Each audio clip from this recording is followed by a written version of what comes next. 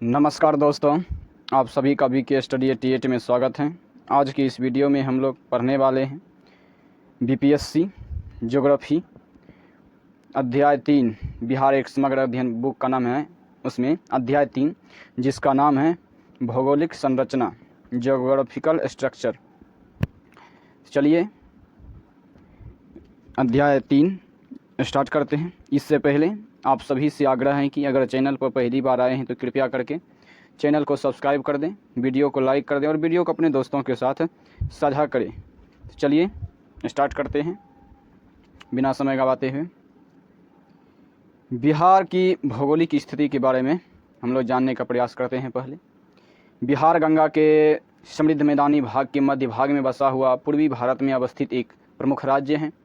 15 नवंबर 2000 को झारखंड के पृथक होने के पश्चात बिहार अपने वर्तमान स्वरूप में आया।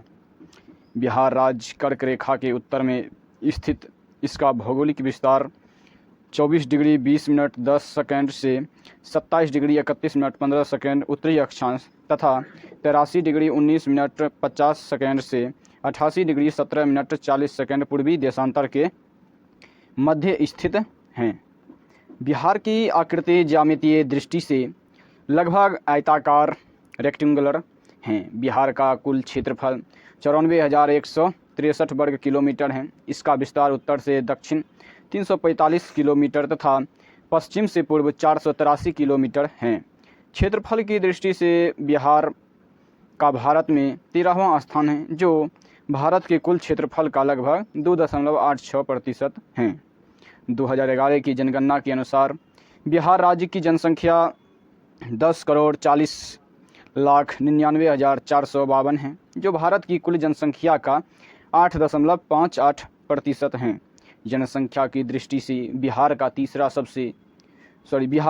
का तीसरा सबसे बड़ा राज्य है। समुद्र तल से बिहार की औसत ऊंचाई लगभग 53 मीटर यानी 173 फीट है। समुद्र तटीय क्षेत्र से बिहार की दूरी लगभग 200 किलोमीटर है। समुद्र तटीय क्षेत्र से बिहार की दूरी लगभग कितने किलोमीटर है? तो 200 किलोमीटर है। बिहार की भौगोलिक सीमा का निर्धारण गंडक, घाघरा, कर्मनाशा तथा गंगा आदि नदियों के द्वारा हुआ है। इसका मैदानी भाग कृषि आधारित उद्योग एवं विविध कृषि फसलों के लिए प्रसिद्ध है। प्राकृतिक संसाधनों की प्रचुरता के कारण यह क्षेत्र प्राचीन काल से ही भारतीय इतिहास में आर्थिक रूप से महत्वपूर्ण रहा है। बिहार की चलिए दोस्तों नेक्स्ट टॉपिक स्टार्ट हो रहा है। बिहार की भूगर्भिक संरचना ज्योग्राफिकल या फिर जियोलॉजिकल है, जियोलॉजिकल स्ट्रक्चर ऑफ बिहार को हम पढ़ने वाले हैं। तो चलिए इसके बारे में जो भी पॉइंट हैं उसको हम पॉइंट वाइज देख लेते हैं। किसी स्थान की भू आकृति, उसकी भूगर्भिक संरचना, उसके निर्माण की प्रक्रिया और विकास की विभिन्न अवस्थाओं का परिणाम होती हैं। बिहार की भूगर्भिक संरचना में प्री कैम्ब्रियन पीरियड से लेकर चतुर्थ कल्प क्वाड्रेटरी एरा तक की चट्टान यानी रॉक्स पाई जाती हैं। बिहार का दक्षिणी पठार जो छोटा नागपुर पठार का ही भाग है, इसका निर्माण प्री कैम्ब्रियन काल में हुआ है। यह पठार संरचनात्मक दृष्टि से सबसे अत्यंत प्राचीन है। बिहार का जलोढ़ मैदान भूगर्भिक संरचना की दृष्टि से सबसे नवीन संरचना वाला क्षेत्र है। मुंगेर और जमुई, धारवाड़ चट्टानों, रोहतास और कैमूर, विंध्यन चट्टानों, उत्तरी चंपारण यानी टर्सरी चट्टानों तथा बिहार का उत्तरी मैदान क्वार्टनरी चट्टानों से संबंधित हैं। भूगर्भिक संरचना की दृष्टि से बिहार की धरातली चट्टानों को 4 भागों में विभाजित किया जा सकता है। तो इस बॉक्स वाले स्ट्रक्चर को देख लेते हैं। बिहार की भूगर्भिक संरचना, धारवाड़ चट्टान नंबर 1, नंबर 2 में है विंध्यन चट्टान और नंबर 3 में है टर्सरी चट्टान और नंबर 4 में है क्वार्टनरी चट्टान। ये बिहार की भूगर्भिक संरचना में 4 प्रकार की चट्टानें को दर्शाते हैं। तो चलिए धारवाड़ चट्टान के बारे में हम लोग पढ़ने का प्रयास करते हैं। इसका निर्माण प्री कैम्ब्रियन युग में हुआ है। धारवाड़ क्रम की चट्टानें बिहार के दक्षिण पूर्व में जमुई, नवादा, मुंगेर की पहाड़ी, खड़गपुर की पहाड़ी, राजगीर एवं बोधगया आदि क्षेत्रों में पाई जाती हैं। इसमें सिस्ट, नीस, ग्रेनाइट, फाइलाइट एवं क्वार्टजाइट आदि खनिज तत्वों की प्रधानता होती हैं। ये चट्टानें जीवाश्म रहित होती हैं, परंतु इसका आर्थिक महत्व अधिक होता है क्योंकि इसमें कोबाल्ट, मैंगनीज, अभ्रक, क्रोमियम आदि के निक्षेप पाए जाते हैं। अब हम विंध्यन रॉक्स के बारे में यानी विंध्यन चट्टान के बारे में पढ़ने वाले हैं। इसका निर्माण भी प्री कैम्ब्रियन युग में हुआ है। विंध्यन क्रम की चट्टानें बिहार के दक्षिण पश्चिम में सोन नदी के उत्तर में कैमूर तथा रोहतास आदि क्षेत्रों में पाई जाती हैं। कैमूर पठार को रोहतास पठार के नाम से भी जाना जाता है। विंध्यन क्रम की चट्टानों को 2 वर्गों में विभाजित किया जा सकता है। विंध्यन चट्टान का 2 भागों में बांटा गया है, निचला विंध्यन क्रम और ऊपरी विंध्यन क्रम। तो चलिए निचला विंध्यन क्रम को देखते हैं। लोअर विंध्यन सिस्टम या सेमरी क्रम की चट्टानें एक संकीर्ण पट्टी के रूप में सोन नदी के उत्तर में रोहतास जिले में पाई जाती हैं। यह क्षेत्र चूना पत्थर, बलुआ पत्थर तथा सेल आदि के खनन का प्रमुख क्षेत्र है। कच्चे माल की उपलब्धता के कारण इस क्षेत्र में सीमेंट उद्योग का विकास हुआ है। नंबर 2 है ऊपरी विंध्यन क्रम, अपर विंध्यन सिस्टम के अंतर्गत कैमूर क्रम की चट्टानें रोहतास एवं कैमूर जिलों में पाई जाती हैं। इसमें बालू पत्थर, सेल, कांग्लोमरेट तथा क्वार्टजाइट आदि खनिज पाए जाते हैं। फायराइट के उत्पादन में बिहार अग्रणी राज्य है। बिहार में अमझोर जो कि रोहतास की एक स्थान है, फायराइट के उत्पादन के लिए प्रसिद्ध हैं। यहाँ के पायराइट में गंधक की मात्रा लगभग 40% तक होती है। पायराइट का उपयोग सल्फ्यूरिक अम्ल, कागज, रबर, चीनी आदि उद्योगों में किया जाता है। विंध्यन क्रम की चट्टानें सामान्यतः जीवाश्म विहीन यानी फॉसिल्सलेस होती हैं, किंतु कैमूर क्रम की चट्टानों के नितल में कार्बनिक पदार्थों की उपस्थिति से वनस्पति जीवन के कुछ संकेत मिलते हैं। इन चट्टानों का प्रयोग सासाराम में स्थित शेरशाह सूरी के मकबरे, सारनाथ के स्तूप और दिल्ली के लाल किले एवं जमा मस्जिद के निर्माण में हुआ है। चलिए इस चित्र के माध्यम से क्या दर्शाया गया है तो इसको भी देख लेते हैं। बिहार की भूगर्भिक संरचना, ये इस तरह के जहाँ भी चिन्हित किए गए जगह हैं वो धारबाड़ चट्टान की स्थान है। तो ये सब धारबाड़ चट्टान की स्थान है। और ये हो गया विंध्यन क्रम की चट्टानें, ये और ये हो गया टर्सरी चट्टान, ये टर्सरी चट्टान की भाग है। और जो भी प्लेन एरिया है वाइट में वो क्वार्टनरी चट्टान की क्षेत्र है। तो चलिए आगे देखते हैं। टर्सरी चट्टान के बारे में जानने का प्रयास करते हैं, आखिर टर्सरी चट्टानें होते क्या हैं। चलिए इसके बारे में भी कुछ पॉइंट दिए हुए हैं, तो इस पॉइंट को सही तरीके से देख लेते हैं। टर्सरी चट्टानें हिमालय के दक्षिण में शिवालिक पर्वत श्रेणी में पाई जाती हैं। इनका निर्माण टर्सरी कल्प यानी टर्टरी एरा के मायोसीन से लेकर क्वाटरनरी कल्प यानी क्वाटरनरी एरा के आरंभ में प्लीस्टोनीसिन तक हुआ है। बिहार के उत्तर पश्चिम भाग में स्थित सोमेश्वर की पहाड़ी तथा दून घाटी बाह्य हिमालय या शिवालिक पर्वत श्रेणी का भाग है। इसमें कांग्लोमरेट, बालू पत्थर तथा चूना पत्थर आदि के निक्षेप पाए जाते हैं। इसका निर्माण टेथिस सागर के अवसादों के निक्षेप से होने के कारण इसमें खनिज तेल से संचित भंडार प्राप्त होते हैं। क्वाटरनरी चट्टान के बारे में हम लोग जानने का प्रयास करते हैं।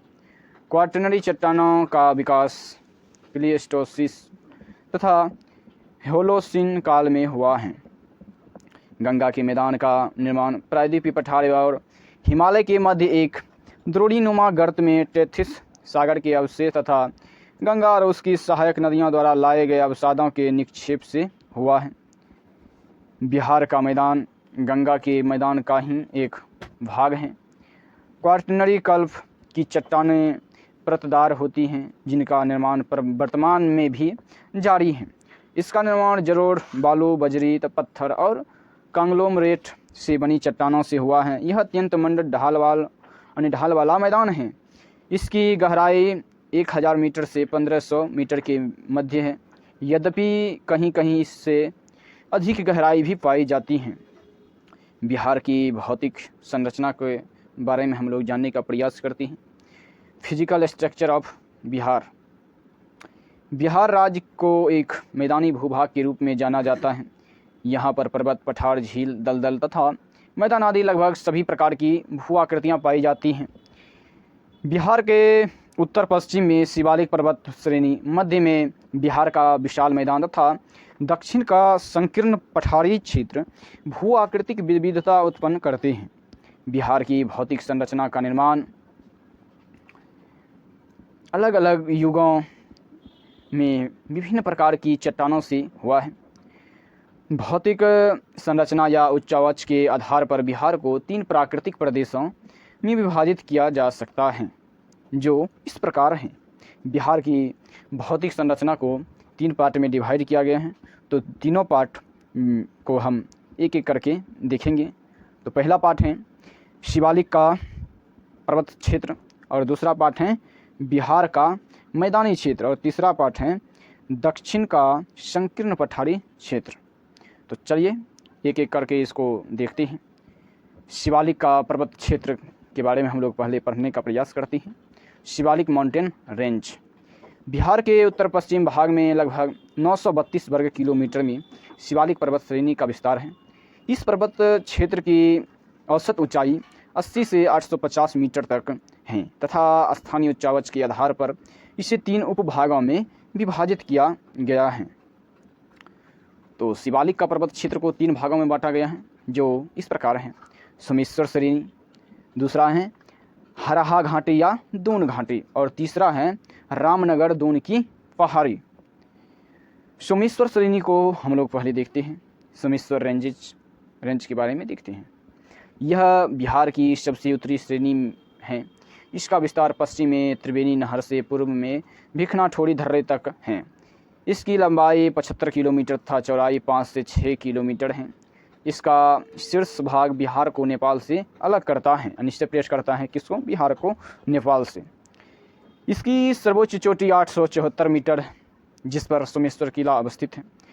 इस श्रेणी में नदियों के प्रदन से अनेक दर्रों का निर्माण हुआ है, जिसे भिखनाठोड़ी दर्रा, सोमेश्वर दर्रा और मरवात दर्रा प्रमुख हैं। ये दर्रे यानी ये पास बिहार और नेपाल के बीच यातायात हेतु मार्ग प्रदान करते हैं।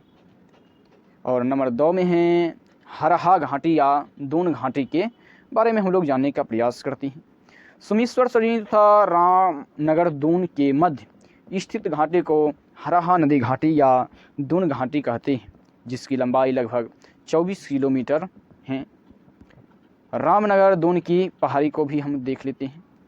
रामनगर दून हिल्स सोमेश्वर श्रेणी के दक्षिण में स्थित।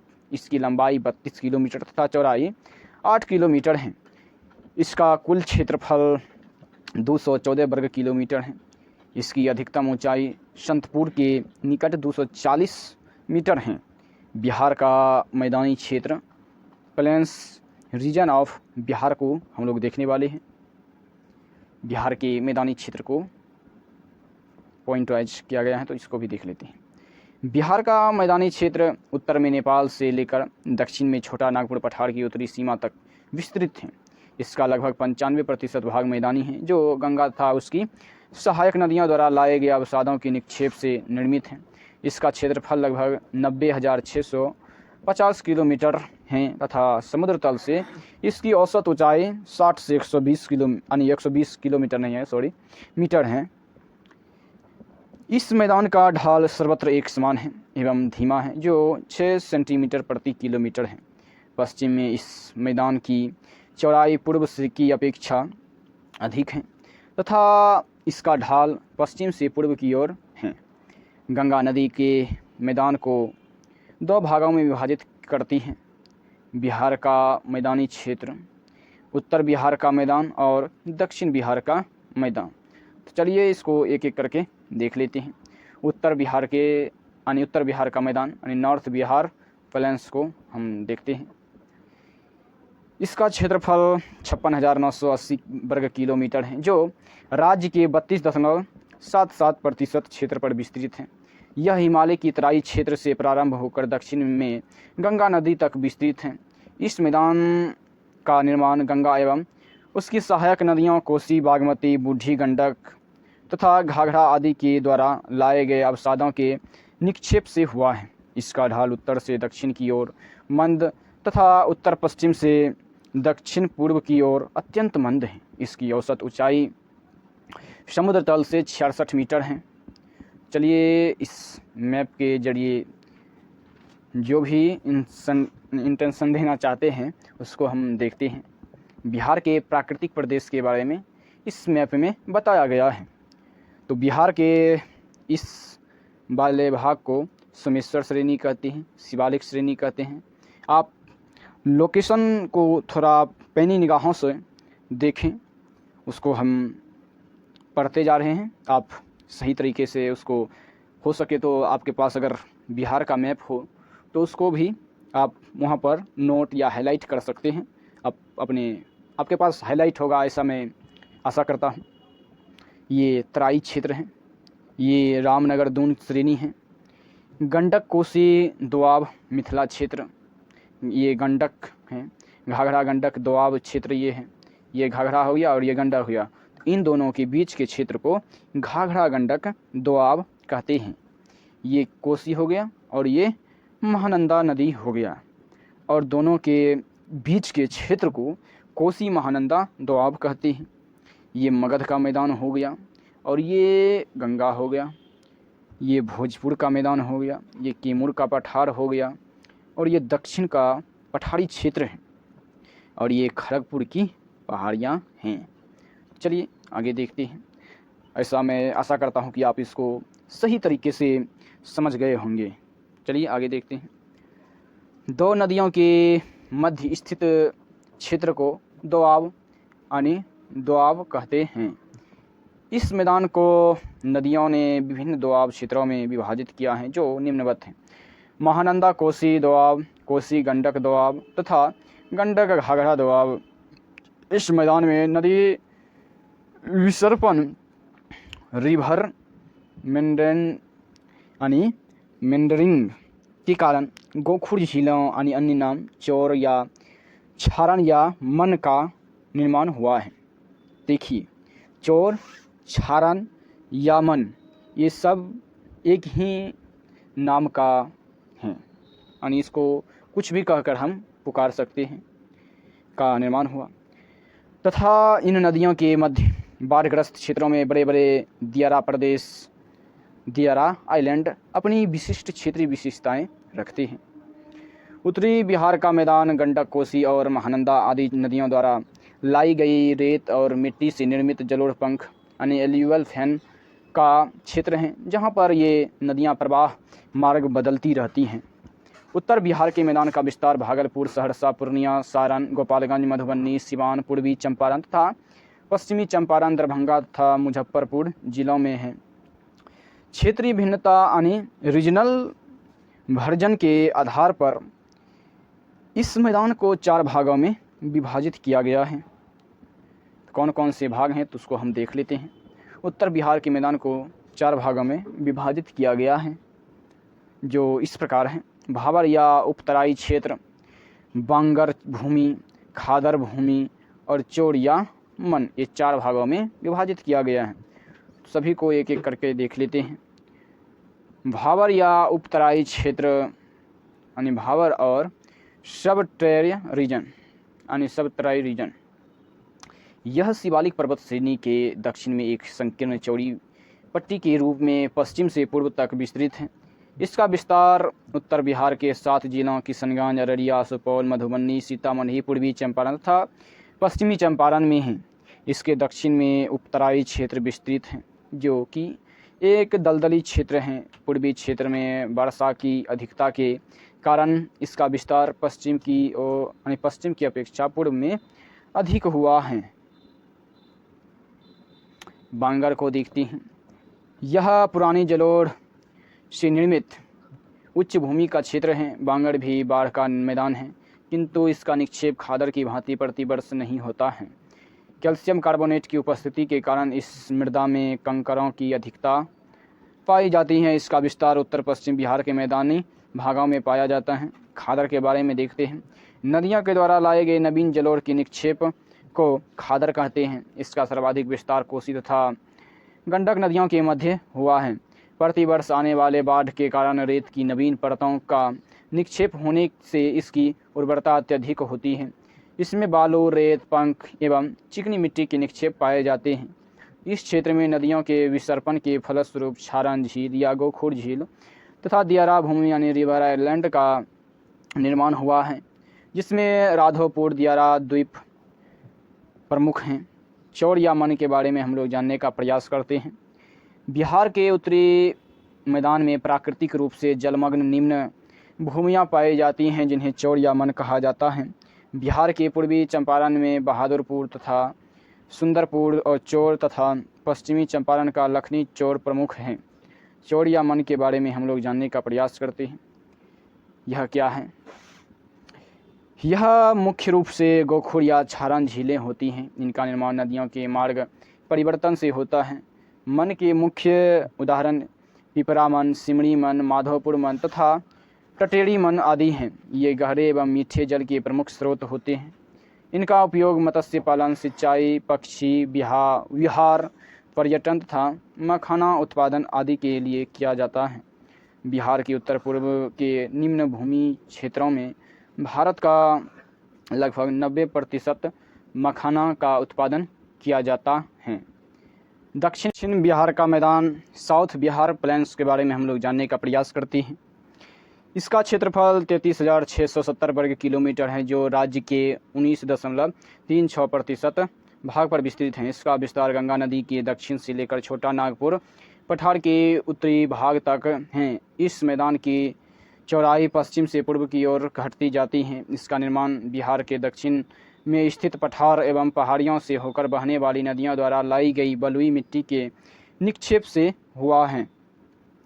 दक्षिण बिहार का मैदान मुख्यतः समतल है, किंतु गया जो कि 266 meter, Rajgir 466 meter, Kharagpur 510 meter, Girik और बराबर की पहाड़ियाँ इसकी एक रूपता को भंग करती हैं। इस मैदान में कहीं कहीं छोटा नागपुर पठार के पहाड़ी भाग पहाड़ियों के रूप में पाए जाते हैं, जिसमें गया जिले के बराबर रामशिला, जेठियन, प्रेतशिला तथा बिहार शरीफ की पीर पहाड़ी, बड़ी पहाड़ी आदि प्रमुख हैं। दक्षिण बिहार की नदियों के निक्षेप से प्राकृतिक तटबंध यानी नेचुरल लेवल्स का निर्माण हुआ है। पठारों एवं पहाड़ियों की ओर से आने वाली नदियाँ गंगा नदी में सीधे ना मिलकर उसके समांतर प्रवाहित होती हैं। इस नदियों में पुनपुन, किऊल तथा फल्गु आदि प्रमुख हैं। फल्गु नदी गंगा में प्रवाहित होने से पहले ही टाल क्षेत्र में समाप्त हो जाती हैं। इस प्राकृतिक तटबंध के दक्षिण में जलमग्न निम्न भूमियाँ पाई जाती हैं, जिन्हें टाल या ताल या तालाब कहते हैं। टाल क्षेत्र पटना से भागलपुर तक 25 किलोमीटर की चौड़ाई में क्रमिक रूप से फैले हुए हैं। इसके मुख्य उदाहरण निम्नवत हैं: मोकामा टाल, सिंघोल टाल, बढ़िया टाल, मोर टाल या काबर टाल तथा काबर टाल। मोकामा में क्यूल हरोहर नदी घाटी यानी क्यूल हरोहर रिवर बेसिन में विश्व का सबसे बड़ा टाल क्षेत्र पाया जाता है। दक्षिण बिहार के मैदान को 3 भागों में विभाजित किया जा सकता है, जो इस प्रकार हैं। नंबर 1, सोन गंगा दोआब या भोजपुर का मैदान, यह सोन नदी के पश्चिम में स्थित है। मगध का मैदान, यह सोन एवं क्यूल नदी के मध्य स्थित है। अंगा का मैदान, इनका विस्तार क्यूल नदी से राजमहल की पहाड़ियाँ तक हैं। दक्षिण का संकीर्ण पठारी क्षेत्र को हम लोग देखने वाले हैं। सदर्न नैरो प्लेट्यू रीजन, इस पठारी प्रदेश का विस्तार पश्चिम में कैमूर जिला से लेकर पूर्व में मुंगेर एवं बांका जिलों तक है। यह प्रायद्वीपीय भारत के पठार का वाही भाग है। यह बिहार का प्राचीनतम भूखंड है, जो कठोर चट्टानों से निर्मित हैं। इसका विस्तार बांका, मुंगेर, जमुई, नवादा, औरंगाबाद, रोहतास तथा कैमूर के दक्षिण भाग तक फैला हुआ है। इसे 2 भागों में विभाजित किया जा सकता है। दक्षिण का संकीर्ण पठारी क्षेत्र को 2 भागों में विभाजित किया जाता है, जो इस प्रकार है: कैमूर का पठार और खड़गपुर की पहाड़ियाँ। चलिए एक एक करके इनको देखते हैं। कैमूर का पठार, प्लेट्यू ऑफ कैमूर, यह बिहार के दक्षिण पश्चिम में स्थित विंध्याचल पर्वत का भाग है। कैमूर के पठार को रोहतास का पठार भी कहते हैं। यह जबलपुर मध्य प्रदेश से प्रारंभ होकर रोहतास बिहार तक विस्तृत है। इसकी लंबाई 483 किलोमीटर एवं चौड़ाई 80 किलोमीटर है। इसकी सतह अपरदन यानी इरोजन के कारण उबड़ खाबड़ है तथा इसमें बलुआ पत्थर की अधिकता पाई जाती है, जिसकी औसत ऊंचाई 450 मीटर है। कैमूर का पठार छोटा नागपुर पठार से सोन नदी द्वारा अलग होता है। खड़गपुर की पहाड़ी, खड़गपुर हिल्स की ऊंचाई 510 मीटर है। यह कोडरमा पठार के उत्तर पूर्व में स्थित है। इसका विस्तार पूर्व में बांका एवं दक्षिण में जमुई तक है। ये धारवार क्रम की चट्टानें हैं, जिनमें स्लेट, क्वार्टजाइट, अब्रक, बॉक्साइट, चीनी मिट्टी, एस्बेस्टस तथा बालू पत्थर आदि खनिजों की प्रधानता है। चलिए ज्योग्राफिकल रीजन को हम देखते हैं। भौगोलिक यानी बिहार के ज्योग्राफिकल रीजन को देखते हैं। भौतिक संरचना के आधार पर बिहार को 3 भौगोलिक क्षेत्रों में विभाजित किया गया है। शिवालिक पर्वत श्रेणी, बिहार का मैदान तथा दक्षिण का संकीर्ण पठारी क्षेत्र। प्राकृतिक, सामाजिक एवं सांस्कृतिक एकरूपता के आधार पर प्रोफेसर राम प्रवेश एवं प्रोफेसर इनायत अहमद ने बिहार को निम्नलिखित 10 भौगोलिक क्षेत्रों में विभाजित किया है, जो इस डायग्राम के माध्यम से समझाने का प्रयास किया है। चलिए इस डायग्राम को हम भी समझने का प्रयास करते हैं एक एक करके।